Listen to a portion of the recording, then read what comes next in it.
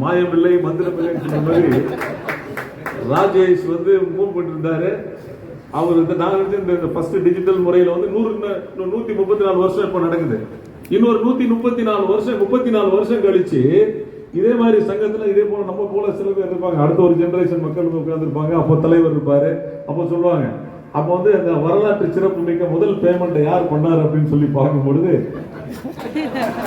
அவர் பேர் வராது.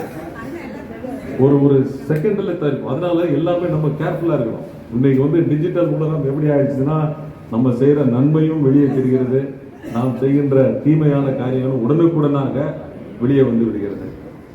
நான் ஒரு சின்ன அட்வைஸா கொடுக்குறேன். டிஜிட்டல் உலகத்துல எல்லாரும் கடவுள் பார்த்துட்டு இருந்ததை போல நம்ம டிஜிட்டல் உலகம் நம்ம போற வழி எங்க போறோம், வீட்டுக்கு சரியா போறோமா இல்ல வேற எங்கேயாவது போயிட்டு போறோமா, அதுவும் டிஜிட்டல்ல வந்துடும்.